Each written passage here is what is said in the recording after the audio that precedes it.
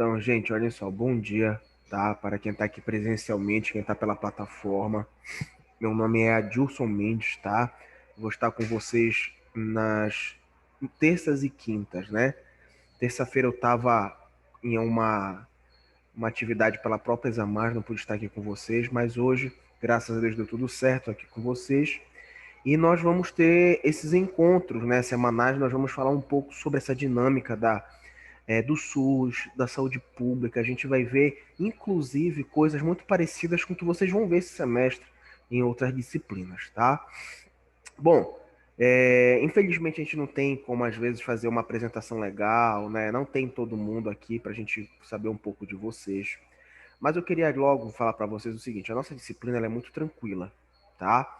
A gente não tem muitos segredos, vocês vão perceber que ela é uma disciplina muito mais de entendimento do que de decorar algo, tá? Sou uma pessoa muito tranquila também, tento entender vocês o máximo possível. Eu comento logo isso porque às vezes é um alívio até para o aluno, né? Eu não peço seminário para ninguém, não peço trabalho escrito para ninguém. Como é que funciona? Nós temos a nossa prova e se a prova for valer 10, nós vamos fazer na sala de aula algumas atividades de fixação. Se a prova ficar valendo 7, nós vamos fazer essas atividades avaliativas, tá? Então, é algo que vai ser muito bacana, a gente vai poder falar um pouco sobre isso. Gente, quando a gente fala sobre a questão da saúde pública, principalmente para vocês que estão dando início ainda, né, estão no primeiro caminhar dessa da profissão de vocês, vocês conseguem já ter uma noção do que a gente vive aqui, né? Então, se a gente for avaliar o que é que acontece na saúde pública aqui em Belém, no Pará, no Brasil, vocês já possuem algumas observações e já sabem que, por exemplo, a política interfere, né? O jogo de interesses interfere, a má administração interfere. Nós vamos ver o plano de aula de vocês daqui a pouco, mas antes disso eu já estou antecipando para vocês um pouco das coisas que a gente vai ver. E olha que coisa interessante, a saúde pública ela é uma área tão dinâmica que agrega tantas pessoas que os profissionais da saúde são todos bem-vindos. Então a gente encontra na saúde pública psicólogo, um médico, um fisioterapeuta, um enfermeiro, todo mundo aderindo, né, às suas atribuições, né? Esse é o grande segredo. Por quê? Quando a gente fala em saúde pública, em saúde coletiva ou em atenção primária, que se relacionam, nós estamos falando do primeiro nível de saúde que nós temos. Nós temos a atenção primária, atenção secundária e atenção terciária. Lá na atenção terciária, nós tratamos o doente. Isso significa dizer que ele já está apresentando a manifestação de algo. Na atenção primária, nós estamos querendo evitar que ele fique doente. Na saúde mental, a gente consegue pontuar isso muito bem. Então, nós temos fatores estressores, né? Nós temos a teoria do estresse de Atlese, que explica o adoecimento mental, que fala dos fatores biológicos, dos fatores sociais. A violência, ela pode adoecer uma pessoa mentalmente? Pode, né? Claro. E a gente não pode, por exemplo, ter políticas públicas que possam lidar melhor com a violência? Podemos. Você, quando tem um indivíduo que passa por um episódio de sofrimento mental, passou por um processo de violência, seja qual for o tipo, ele já tem aquilo enraizado, né? A gente não pode mais evitar com que aquele acontecimento ocorra. Então você já tem ele com um profissional diretamente para um tratamento específico, pode ser na área de saúde mental ou outra qualquer. Na atenção primária, não. E por que isso é tão importante para a gente? Porque nos últimos anos, na verdade, gente, é que desde a origem do processo de doença, saúde e doença, sempre se pensou em tratar doença, né?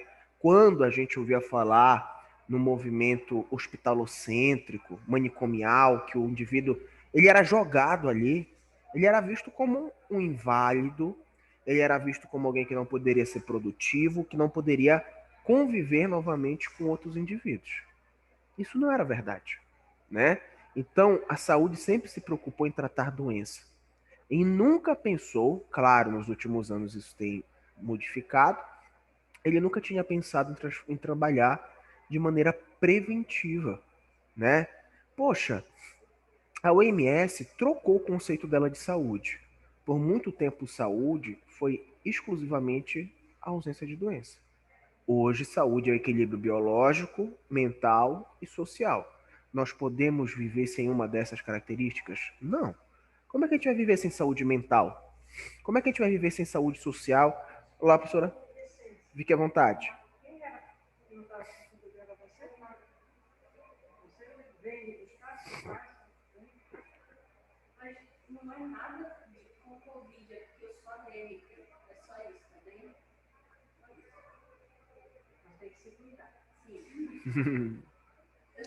Não se preocupe que eu tô aqui. Qualquer coisa, eu aviso.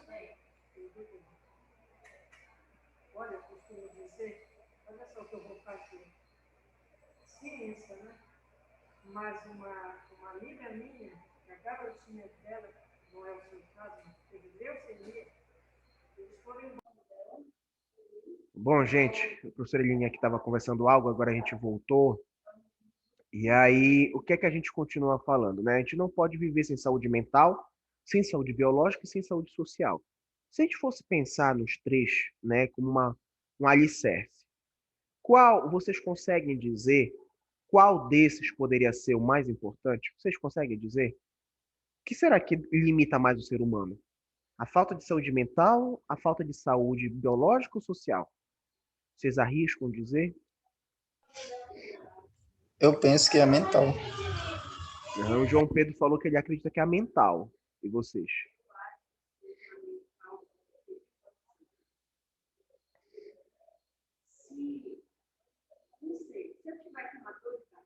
Sim, Mas eu ainda consigo prestar atenção, eu ainda consigo, não necessariamente eu vou surtar, eu vou cair essas coisas, mas, sim, por exemplo, se eu tiver um problema aqui, eu acho muito difícil você conseguir controlar as outras instâncias do seu certo, próprio corpo e do seu ambiente social e literário. certo.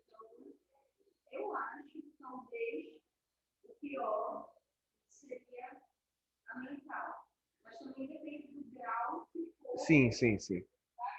E na verdade, né, o pessoal diz muito sobre a saúde mental, né? Inclusive o pessoal tem comentado aqui, mas realmente, como falaram aqui, é muito complicado a gente tentar desvencilhar, porque isso atinge as pessoas de maneira diferente, né? Então, quanto uns enfrentam uma maior dificuldade, por exemplo, na adesão de alguns tratamentos para doença física, a saúde mental também tem várias limitações. Então, isso é interessante para a gente entender que hoje na saúde pública, a gente não pode acreditar. Diga, querida.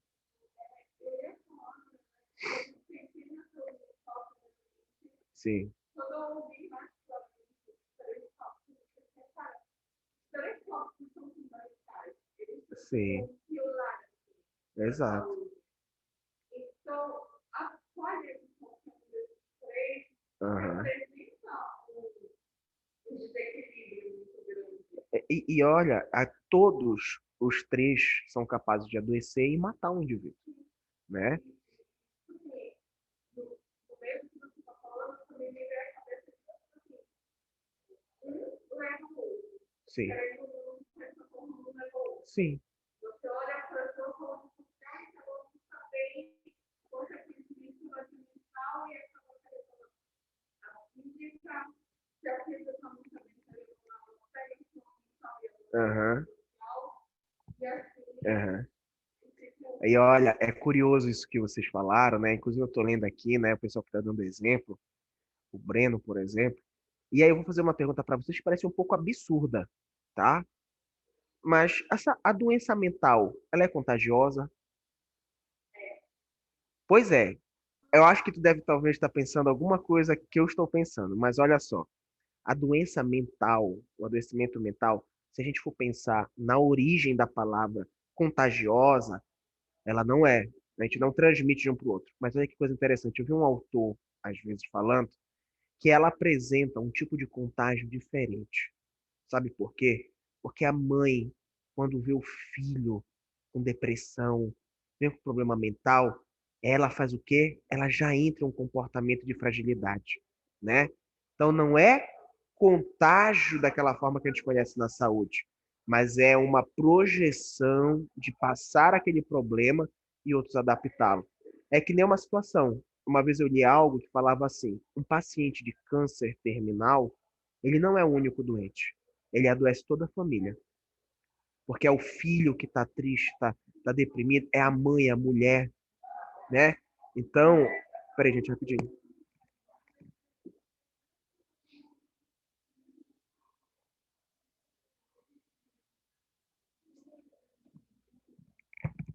Tá um pouco barulho, eu fui lá, só para ver se o pessoal falava mais baixo.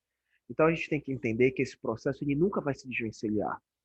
Quando a gente falar de saúde coletiva, falar de políticas públicas de saúde, nós vamos falar aqui, a gente não está falando de saúde biológica, nós estamos falando dos três: social, mental, biológico.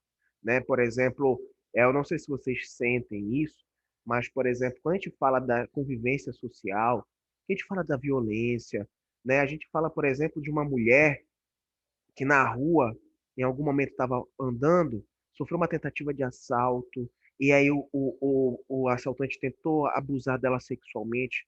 Essa mulher carrega isso pro resto da vida, muitas vezes. Ela não quer mais andar naquela rua, ela não quer, tá, mais estar de bolsa. Então, tudo isso são limitações que a sociedade, o grupo social, consegue trazer dentro desse impacto, né? E aí, gente, quando a gente fala de maneira. Diga, querida. Sim,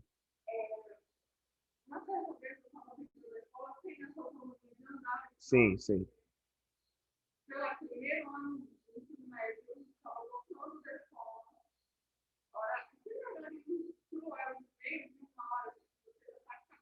Sim,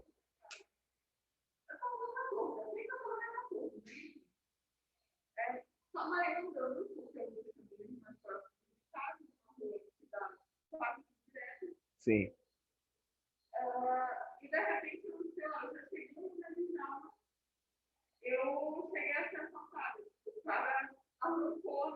sim, sim.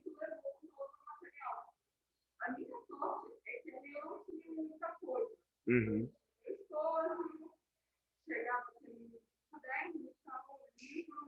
Sim, sim.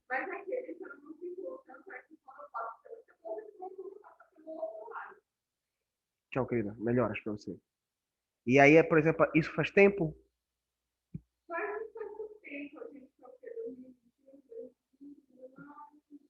Mas isso ainda marca muito você, né? Pois é, então é para a gente perceber que, por exemplo, a questão social, como eu disse para vocês, da pobreza, a violência, ela marca muito o indivíduo. Então a gente nunca vai poder falar, a gente chama isso de visão holística, né? Que é ver o indivíduo dentro da sua, todas as suas necessidades. Nós temos que entender que a gente nunca vai desvencilhar, tá? Então isso é muito importante para o início do nosso pensamento em saúde, tá? Bom, quando a gente fala em políticas públicas, no Sistema Único de Saúde, a gente fala do SUS, né? SUS foi criado na 8ª Conferência de Saúde e ele teve um lema, né? Saúde, um direito de todos e o dever do Estado. Tá, perfeito. Então, quando o SUS surgiu, foi a partir desse momento em que a saúde no Brasil começou a olhar o ser humano como um ser complexo, né? Antigamente, as políticas públicas em saúde mental ainda eram muito cruas. Não se falava, olha, CAPES, olha, não vamos pensar de forma hospitalocêntrica. Não, era aquela base de tratamento, né? E o SUS veio para aprimorar um pouco melhor o nosso conhecimento relacionado a essa prática, né? Mas se eu perguntasse para vocês hoje, o SUS, ele é bom? Vocês acham que o SUS é bom ou é ruim?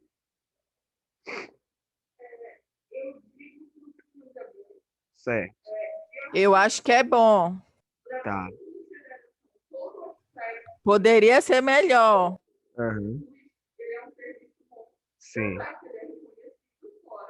Aham,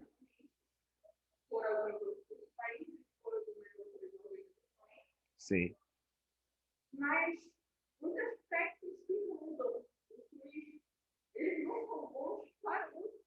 Sim, sim. Que depende de fatores econômicos, que depende de fatores sociais, que depende de outros fatores, Aham. querendo ou não, eles passam jeito. Sim, sim. Inclusive, por exemplo, né, a Priscila aqui, os outros colegas da Débora, falou que é bom. E a verdade, o que é que acontece? Nós temos um sistema que no papel, eu posso até ser audacioso no que eu vou falar. Ele não é bom, ele é perfeito no papel, né? Mas na prática, ele enfrenta muitos problemas. Que são diversos problemas. Falta de mão de obra capacitada, incentivo político, várias coisas. Mas o importante é a gente entender que o SUS ele é um grande aliado nosso na concepção de saúde. O SUS ele é tão importante e ele é tão exemplar que países do mundo inteiro tentam copiar. Inclusive, na época do governo do Barack Obama, não era presidente dos Estados Unidos, ele acionou uma comitiva para tentar entender melhor como funcionava tudo para levar para os Estados Unidos. Os Estados Unidos não tem um desenho de saúde pública, de sistema único de saúde, como o Brasil tem. Né? Na verdade, eu digo até que os Estados Unidos não têm. Né? E aí, o que é que acontece? Não conseguiu implementar. Nós temos uma rede hoje de atenção que envolve UPA, urgência e emergência, hospital, CAPES, que é uma coisa, gente, fora do comum, que levaram anos, décadas para construir, né? Mais de 30 décadas para construir. Mas ele ainda precisa evoluir muito. Por que eu digo isso para vocês? Porque quem faz o SUS são os seus profissionais e seus usuários. E o que vocês são? Vocês são profissionais e usuários, né? Então, daqui a pouco, quando vocês se formarem, vocês não vão deixar de ser usuários. Vocês vão se tornar usuários e profissionais. E por que a gente fala, meu professor, mas eu tenho Unimed. Eu não uso o SUS, você usa o SUS, né? Por quê? Porque quando você é criança, quando você tem um filho, quando você precisa tomar uma vacina, você toma lá na unidade de saúde. Isso é o SUS. Se você estiver na rua, sofrer um acidente e for uma ambulância, isso é o SUS. Diga, querido.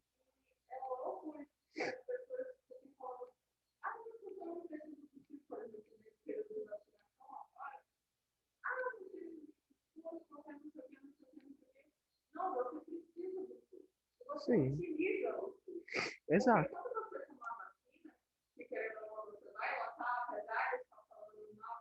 Exato.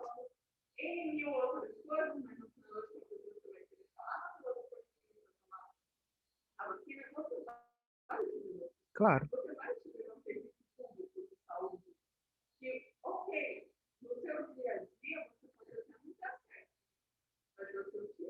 Claro, a vacina é o maior exemplo disso, né?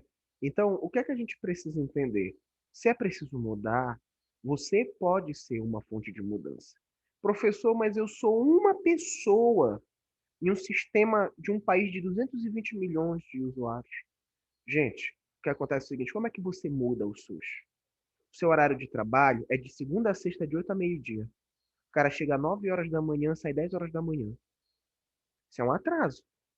Você, quando respeita o teu horário de trabalho, quando você respeita o seu paciente, você está valorizando o SUS, né? Então a gente não precisa fazer uma mudança grandiosa, a gente vai parte por parte, a somatória é um todo, tá? A diferença, tá? Gente, eu vou botar aqui o plano de vocês e depois eu coloco na plataforma, tá? Pessoal de casa, vocês estão conseguindo ver aí? Eu espelhei agora. Sim, tá Sim, aparecendo. perfeito. Então, olha só, gente, vamos. Só um minuto.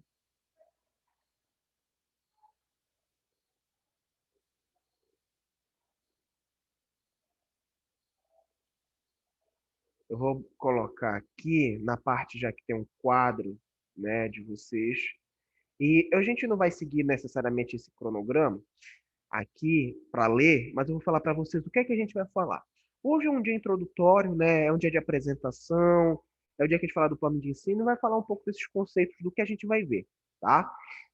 Logo em seguida, nós vamos falar um pouco sobre como tem ocorrido o processo de saúde e doença, né? E como a gente está podendo identificar esse processo na nossa sociedade.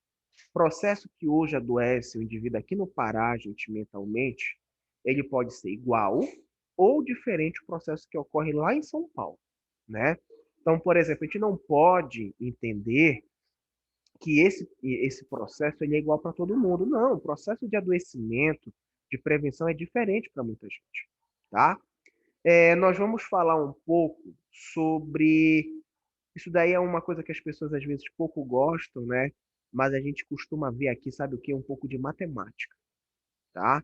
Quando a gente aprende um pouco sobre amostragem probabilística em saúde pública, né? A gente vai falar sobre o que é o Q quadrado, né? Vai falar um pouco sobre como a gente faz um desenho epidemiológico dentro dessa avaliação. Mas não se E, professor, preocupe. pode parar com isso. Já, Priscila, está com medo? Mas não se Hebe, preocupe. a sua disciplina é sobre o SUS. Vocês fizeram estatística com quem? Com o Stanley? Pô, o Stanley é bom que só. Então você já tem uma base boa. Não fica aflito. Não se preocupe. O- eu vou logo dizer uma coisa para vocês então, tá? Nós vamos ver isso, mas a minha intenção não é cobrar em prova essa parte matemática, tá bom? A gente vai ficar só nos conceitos mesmo, tá bom? Então, gente, a gente vai aprender o que é um dado, o que é uma informação. Parece ser uma coisa muito prática de falar, né? Mas se a gente for tentar explicar o que é isso em saúde pública, ele tem uma dimensão muito maior, né? Então, nós vamos perceber durante o nosso estudo que a nossa observação ela precisa ser treinada para ver o que os olhos muitas vezes não enxergam. Então, vamos imaginar o seguinte: você tem uma cidade, e naquela cidade, agora, esse mês, 5 mulheres cometeram suicídio. Tá? A gente sabe que a vida é muito importante, né? Uma vida já é muito importante. Mas a nível epidemiológico, vocês acham que esse número de 5 mulheres é um número muito significante, significante ou pouco significante? O que é que É um vocês acham? número muito significante. Sim,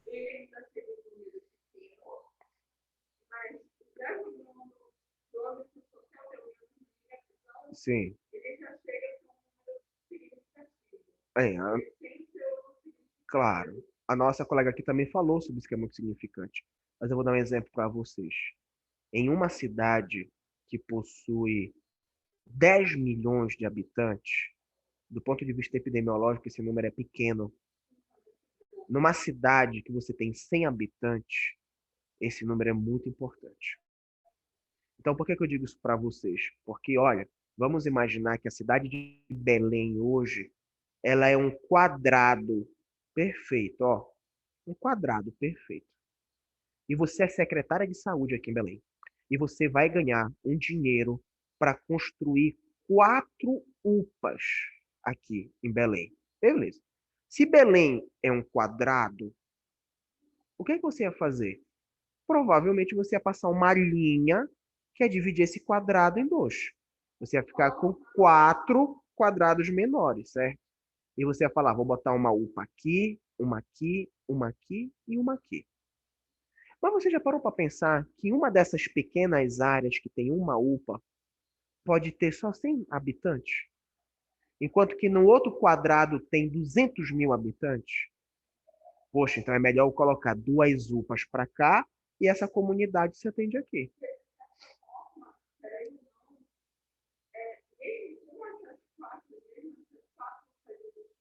Sim,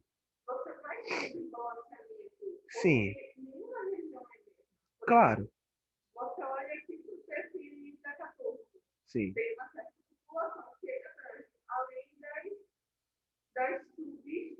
sim,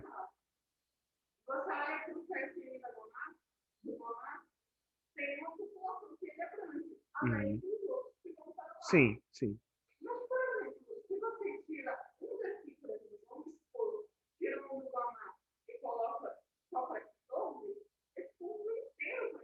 exato, exato. Isso, pois é, isso nos mostra que a nossa observação da saúde, ela não é aquela coisa tão óbvia. Ah, não é assim, então faz isso, isso. Não. E é por isso que a saúde hoje ela é considerada um caos. Você vê o estado do Rio de Janeiro, é a cidade maravilhosa, é uma megalópole junto com São Paulo. Vai ver a saúde lá. É um caos, né? E aí eu vou dar um exemplo para vocês, que é uma coisa curiosíssima, que é o seguinte, que você falou do pronto-socorro, eu me lembrei. Alguns bons anos atrás, nós só tínhamos o pronto-socorro da 14. Não tinha pronto-socorro do Guamá, não tinha UPA, não tinha Hospital Metropolitano de Urgência e Emergência, tá? Era aquela superlotação, o pronto-socorro até pegou fogo. E aí, pois é, e aí o que aconteceu? Surgiu o pronto-socorro do Guamá, surgiu as UPAs, surgiu o Hospital Metropolitano de Urgência e Emergência. Sabe o que aconteceu? Todos esses sistemas hoje enfrentam superlotação. Eu pergunto para vocês, por que isso acontece? A questão toda, além do planejamento em si, é uma coisa muito importante, né? Pois é, tem até hospital para animais. Se duvidar, vai ter até fila neles daqui a pouco, né? Mas, gente, o que é importante a gente falar é o seguinte: como eu falei para vocês, a visão é muito de tratamento de doença. Vocês já viram na televisão, quando o Estado ele inaugura um novo hospital, eles fazem uma propaganda mais ou menos assim, ó. Novo Hospital Regional de Marabá. Chega uma voz imponente, né? Mostra foto. E tu vê hospital, hospital, hospital. Hospital é atenção terciária, não trabalha com prevenção. Aí a unidade de saúde que deveria ser aumentada não acontece. Aí quando tu vê na televisão um comercial da unidade de saúde, toca um carimbozinho, revitalização, só pinta a unidade. Então já havia um autor que dizia que quanto mais hospitais você construir, mais doentes vão existir. Diga. Sim.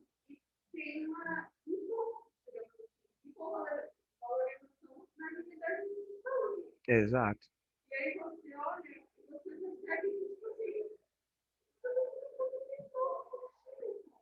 É.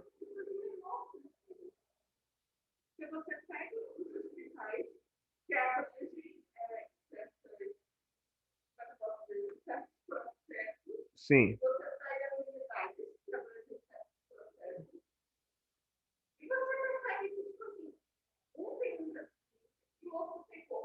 Sim. Exato.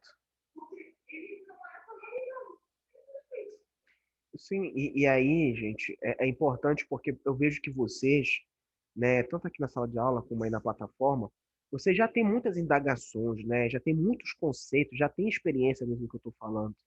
Isso vai ser importante porque quando a gente começa a falar sobre a saúde ocupacional já, sobre esse processo de adoecimento na sociedade, vocês vão ver coisas do cotidiano de vocês muito presentes, tá?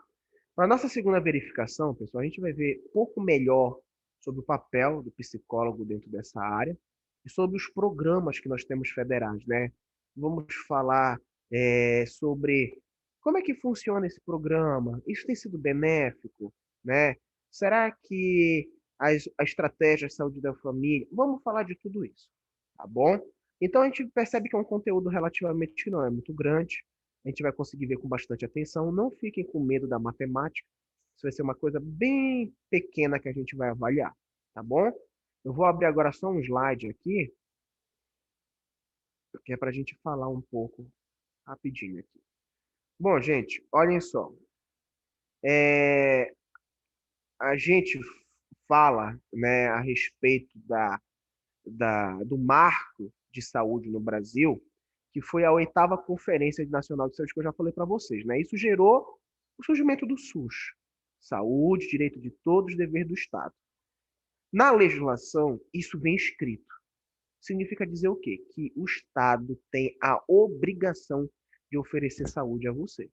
Então, se hoje você está aqui na sua casa, seu filho, seu marido tem uma doença e o medicamento custa 12 milhões de reais e você não pode comprar, o Estado tem a obrigação de fazer isso. Vocês já devem ter visto na televisão que tem gente que aciona o Ministério Público para ter acesso aos seus direitos, né? E isso acontece, tá? Provavelmente, às vezes, é um processo demorado, mas que é real, acontece realmente isso. tá? Nessa 8ª conferência, o que foi que aconteceu? Né? Eles discutiram basicamente essas 3 coisas. Primeira, saúde como um direito de cidadania, né? Então ele quis dizer que os indivíduos que têm acesso à saúde, eles são respeitados dentro da sua integridade, né? Vocês já viram como é desumano, como por exemplo na época da Covid, pessoal que batia lá na porta de hospital, lá na policlínica, não tinha atendimento, chorava, era um desespero. Isso é falta de humanidade, é a quebra dos direitos de cidadania. Diga.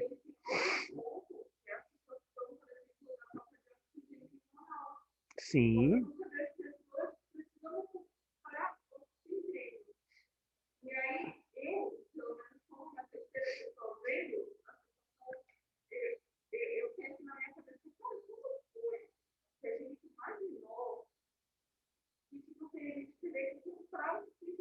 Sim. Sim. Exato. É. E isso nos mostra, né, como essa característica de cidadania, ela cai às vezes no chão, né? Quando tá tudo bem, beleza, mas quando a gente passa por uma crise, literalmente se escolhe quem vai viver, quem vai morrer, né? Então é um processo que fala sobre isso. Vou fazer uma outra pergunta para você. Será que aquele portador, às vezes, de transtorno mental, quando ele é internado, que ele sofre, por exemplo, violência verbal do profissional da saúde, aquilo não é uma quebra de cidadania? É. Os direitos como cidadão deles estão sendo quebrados. E a gente sabe que não é só violência verbal, não. Tem violência sexual, tem violência física que acomete esse paciente, né? Então nós temos que entender que nesse momento na Conferência Nacional de Saúde se bateu muito em cima disso, né? Vamos tentar respeitar o nosso indivíduo como é previsto, né? Só ver aqui, gente, que eu estou conseguindo abrir o bate-papo. Só ver o que vocês colocaram.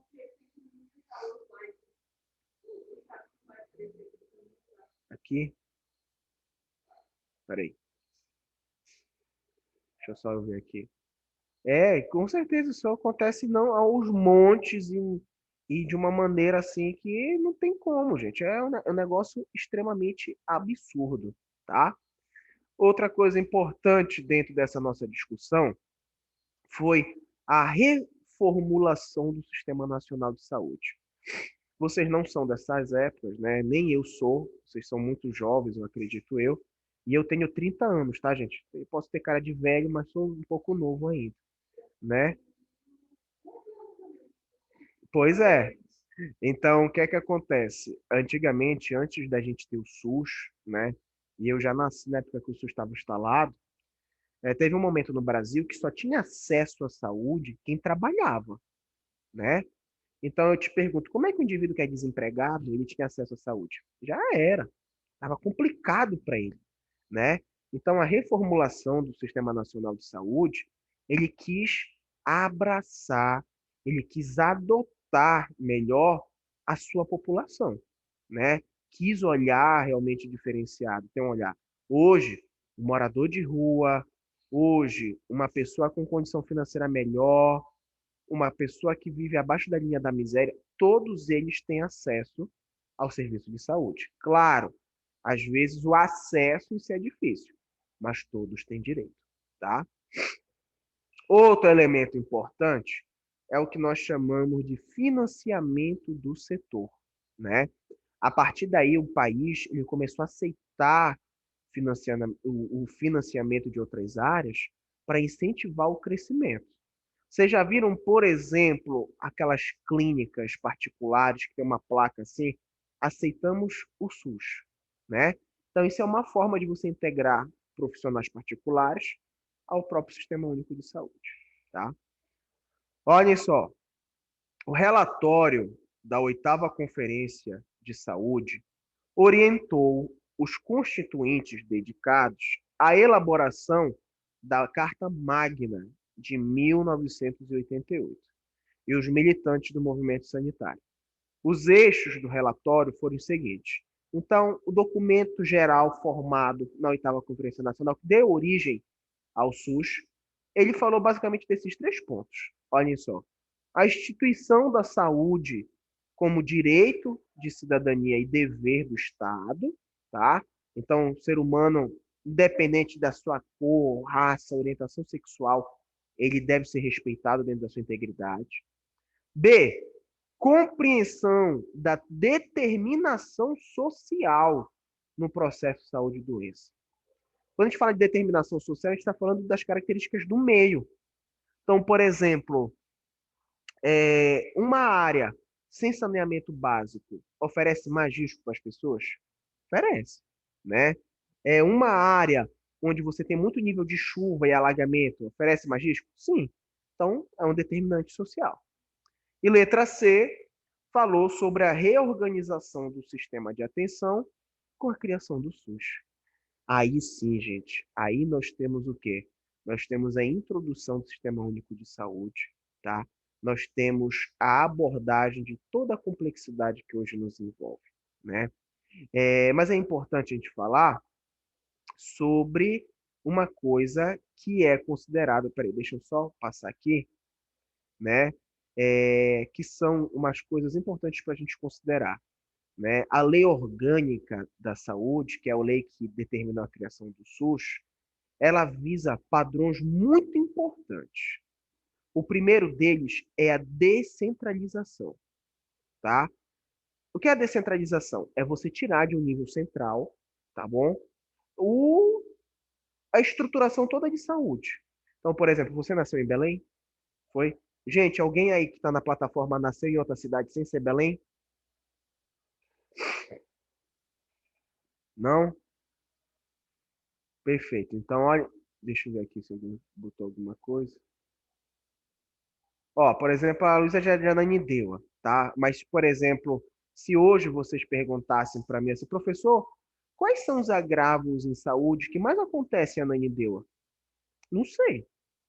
Eu sei que em Belém tem dengue, tem leptospirose, mas em Ananindeua eu não faço ideia. E olha que Ananindeua é colado em Belém. Agora, tu imagina um cara que está lá em Brasília ter que criar da cabeça ações de saúde no Pará. É muito difícil. Você tem um padrão hoje aqui que envolve ribeirinho, indígena, a classe. Perdão, gente, não é Covid, tá? Já peguei, tô só um pouco gripado. E aí, rinite, aí o que é que acontece?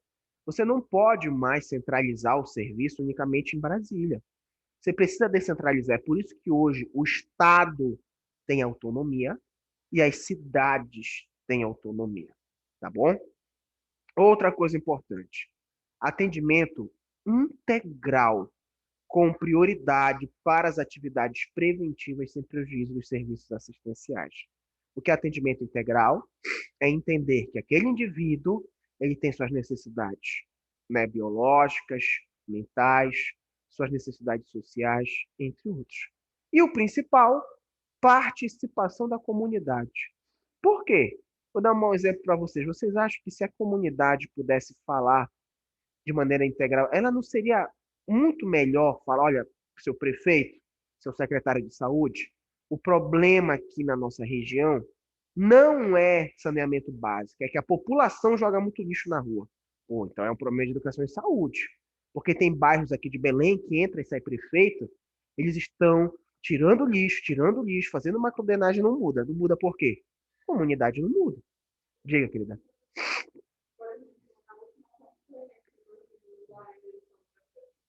Sim.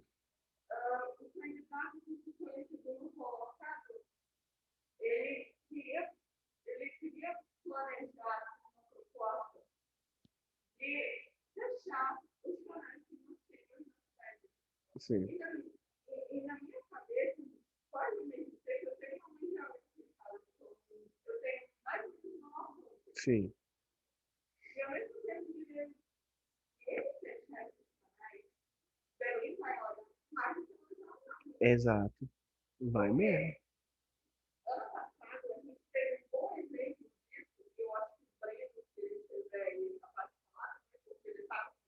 Aham. Foi o último dia de aula dele. Me lembro, aquela chuva. Aquela chuva. Eu tava aqui também. Eu tava aqui nesse dia.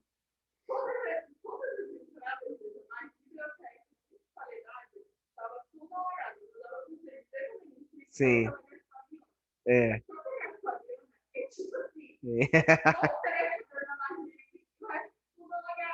É. Eu também, foi uma coisa surpreendente aquilo. É. Aham. E é interessante tu falar sobre isso, porque mostra que a sociedade ela tem transformado em todos os aspectos, inclusive o que envolve ação climática, né? E a gente tem enfrentado muito isso. Hoje em dia as chuvas estão mais fortes, né? A gente tem um processo, né, que infelizmente o ser humano ele tem uma dificuldade muito difícil, né, de entender. Então, por exemplo, olha o aquecimento global, né, entre outras características que estão afundando, tá? Gente, quando a gente fala do SUS, não sei se vocês já ouviram falar sobre isso, mas ele tem princípios doutrinários, tá? Esse negócio de princípios doutrinários do SUS vai cair em prova de faculdade de vocês, concurso público, prova de residência, para onde vocês forem, vamos falar de princípios doutrinários, tá?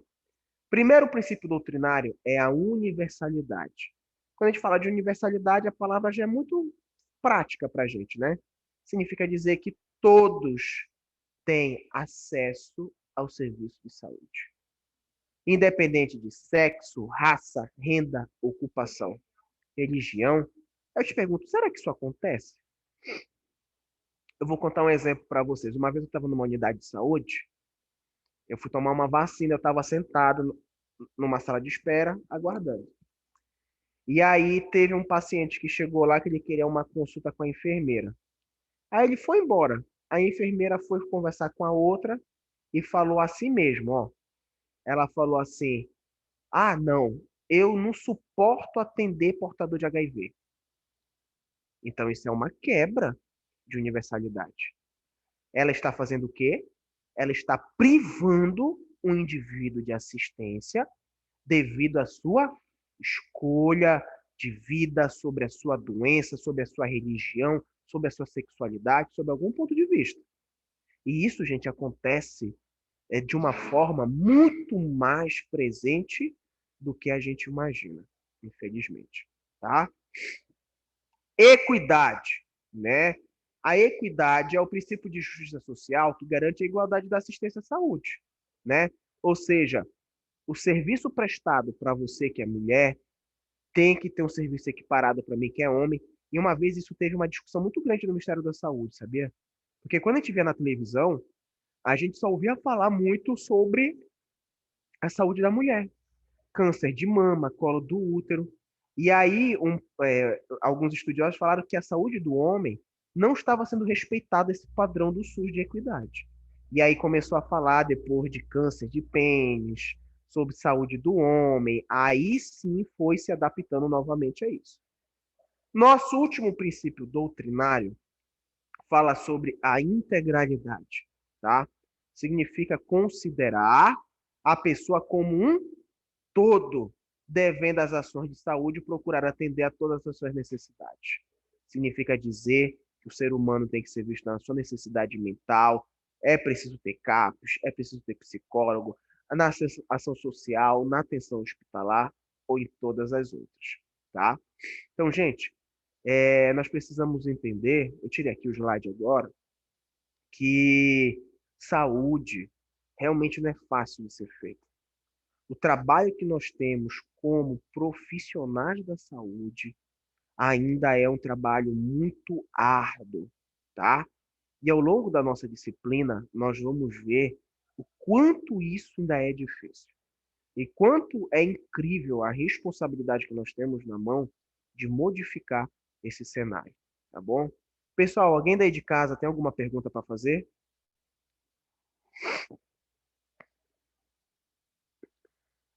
Nada? Ainda Ah, não. não, Priscila. Bom, gente, deixa eu falar uma coisa para vocês. Eu tô muito gripado. Eu tô me sentindo um pouco mal. Então, eu não tenho mais condições de continuar com vocês agora, tá? Então, eu vou pausar o momento de hoje. Eu já estava mal quando eu vim para cá, mas só que eu já não tinha esse contato com vocês essa semana. Então, na semana que vem a gente vai fazer nossos horários normais, tá bom? Agora, quando eu terminar, eu ainda vou colocar na plataforma essa aula de agora, o plano de aula de vocês e esse slide que eu usei agora, tá bom? Então, eu peço desculpas a vocês, mas eu queria só que vocês entendessem, tá bom? Então, gente, Ok, professor, melhoras. obrigado. Um bom almoço para vocês, melhoras. Semana que vem a gente se encontra, tá bom? Obrigado.